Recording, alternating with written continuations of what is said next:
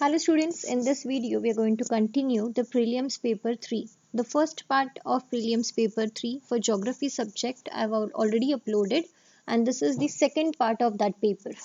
So we have reached till distinguish between second, that is expansive pyramid and constructive pyramid.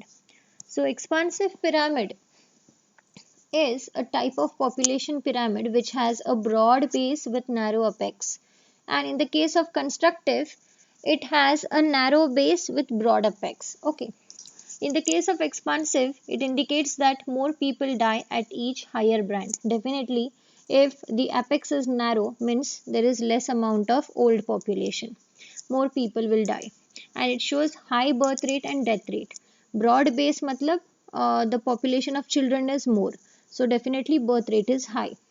Narrow apex matlab the death rate is more, and the pyramid represents all the developing countries. Lekin in the case of constructive pyramid it indicates lower percentage of younger people and more of elderly people. The graph shows low birth rate and low death rate, opposite to your expansive, and basically the developed countries are the part of constructive pyramid. Let us move ahead with physical and political regions. So physical regions are the natural regions which has natural characteristic and physical characteristic, whereas political regions are the regions which are made by political boundaries. The physical regions are dependent on the physiography, demography, climate, vegetation, soil, hill, mountain, whereas the political regions are developed on the factors like administrative boundaries, which are man-made boundaries, which forms a region. Now, river basins are the physical regions, whereas the districts are political regions. Next is secondary activities and tertiary activities. Now, secondary activities is the process of manufacturing industries which converts the raw material from primary activities into a new product, that is a finished good. And in the case of tertiary activities, they are transportation trade which takes the finished good and it tries to deliver it to the customers, to the dealers. Okay, so manufacturing and processing are the secondary activities, whereas selling of goods, transportation, communication, loading, unloading, marketing, importing, exporting, all postal services, shopkeepers, everything comes under your tertiary activity. Secondary activities occurs away from the settlements. Lekin tertiary activities are always carried out near the market because they need to reach to the customers. Next is regarding the map. So the first is wheat producing region in North America. So there are two regions, that is Texas and Alberta. Then hot desert is nothing else but Sahara Desert. Then an industrial region in Brazil is Rio de Janeiro and Minas Gerais. Next, any one country in Asia which is having high density of population, so that is Macau. Then Mediterranean region, Australia and Pacific Ocean. So this is the map which you can see on the screen. So the map is denoting all the places. So you can see Texas and Alberta, so they are present here. Next is Sahara Desert which is present here. Then Rio de Janeiro is present here. Then we have Minas Gerais, so that is present here. Then we have Mediterranean Sea which is in the green lines. Okay, then we have the Australia. Mediterranean Sea is present here, Australia is present here, so it's present here. Then we have Pacific Ocean. So Pacific Ocean covers both sides. Okay, so you can denote Pacific Ocean here, as well as you can denote Pacific Ocean at this side. Okay, now let us move ahead with the next part. Observe the given chart carefully and answer the following question. So you have rank, country, population in crores and approximate area in lakhs. Okay, so which country has highest population? So it is 142.8, which is highest, which belongs to China. So China is the answer for this. Next, which country has least population? So least is 12.6 and it is Mexico. Which country occupies highest area? So highest area is occupied by again China, which is 96. So next is which write the population for India. So here is India and the population is 135.3 crores. So that is the answer. Next question is write the short note. Now the first short note is waterways. So all the transportation carried out with the help of water comes under waterways. So water bodies like river, lakes, canals, sea, oceans, all of them comes under the waterway transportation.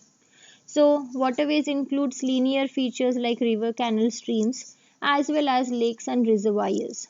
They are the veins and arteries of our landscapes and vital human society. We also see that they provide us drinking water, fertile land, irrigation, electricity, transportation is also carried out, and food. We also get food from water. Okay, so waterways are basically they are very cheap mode of transportation. Okay, it is very cheap mode of transportation which requires very less fuel. So you can write it is the cheapest mode of transportation which requires very less fuel. Okay, but it is also a time consuming. Okay, if you send some products by waterways, definitely it will take lot of time. Okay, many a times even the ship leakage of oil may also cause the water pollution. Okay, so because of that several fish may die. So this is also the thing which can happen in waterways. Okay, transportation. So this is the demerit of waterways transportation. Okay, let us move further. Problems in urban settlements. So urban settlements में problem क्या हो सकती है? Overcrowding, because all of them want good life, good educational facilities, good medical facilities, good transportation, good standard of living. So definitely these places they get very easily overcrowded. Next is slums. Obviously, if it is very crowded, thus there will be no sufficient houses, there will be no sufficient amenities and resources available to fulfill each and every person. So definitely the slums are going to increase. Next is pollution. If the population is more, ultimately they'll go out, they'll use a lot of vehicles. So definitely it is going to increase lot of pollution. And next is less greenery. People are going to cut down the trees and they'll start constructing the houses. So definitely the greenery is going to be reduced. Next is market gardening. Market gardening is totally a modern type of agriculture which is also called as truck farming. Okay, for this particular type of agriculture you require a huge amount of capital investment, you require advanced technique, you require very good skills to do this type of agriculture. Basically whatever is cultivated in the market gardening, they are using large amount of chemical fertilizers and good quality of yield. Okay, it is transported to the nearby market, it is also transported to exported to foreign market also, and it is basically done to fulfill the demands of the urban people. Okay, next, branches of geography. So there are two branches of geography, that is physical and human. Again they are subdivided into other types also. So physical geography is totally reliable on landforms, drainage, relief, slopes. Okay, whereas human geography is reliable on the other human factors like population, literacy rate, sex ratio. Okay, we have geology, meteorology, hydrology, pedology, other types of things which are the climatology, oceanography. All such things also come in geography. We have other social science like political science, economics, history, demography. All of them are also a part of geography. So geography is a strong interface which has its own scope, and it keeps on changing after some particular time. Okay, hence it is called as dynamic in nature. Next is regarding the paragraph. So I'll just discuss the answers. So in this paragraph, the first question is, why does the tourism sector need planning? So planned development in tourist sector is of great importance, and planning will help you to allot limited resources to maximum output. What is the importance of communities in planning? So the importance of communities is the element of tourism. It depends on level of acceptance shown by local communities. Next is explain any two benefits of planning. So the two benefits are, it reduces negative impact and it boosts the positive impact. Next, what are the factors affecting the economy of the host community? Development of tourism creates an impact on mainly environment, socio-culture and economy of host community at any destination. And next is, why is planning a long-term task? So planning is a long-term task because it is a constant process of preparing, upgrading and improving a destination for tourists. Next question is regarding neat label diagram. So this is linear settlement, dispersed settlement as well as radial settlement. Let us move further with question 7. Explain in detail the physical factors affecting the population. So it's relief. So dependent on relief, the population is going to be affected. If it is flat plain surface, fertile land, water bodies are available, more population. If it is hill, mountain, desert area, snowfall area, then less population. So climate is also going to affect. If it is favorable climate like Mediterranean region, population will be attracted. If it is very hot, very cold climate, then the population is going to be repelled. Okay. Next is availability of water. So water is a basic need. We all cannot survive without water. So wherever the water is available, fresh, drinkable, potable water is available. So such places are more populated. So in deserts, oasis is the water body. So such places are more populated. Next is soil. If the soil is fertile, definitely the agriculture can be done and people will be engaged in agriculture. But if the soil is not fertile, then definitely there will be no agriculture and no human settlement.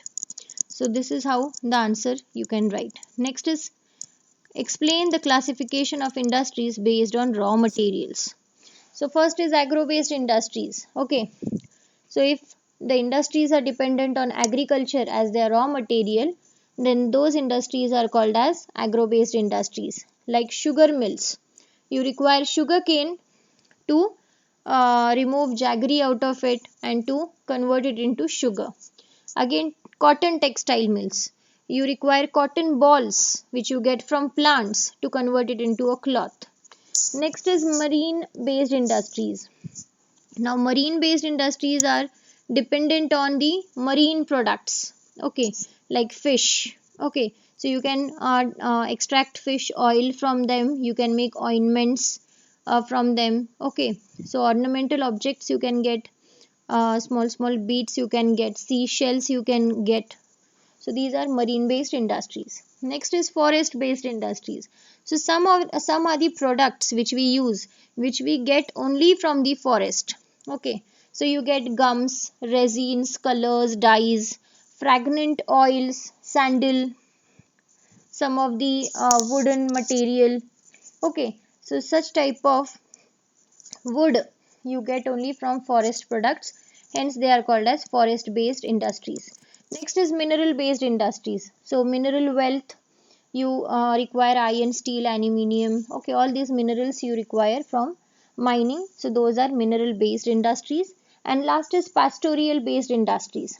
So these are the industries which are dependent on animal. So you extract bone, you extract horn, shoe, dairy.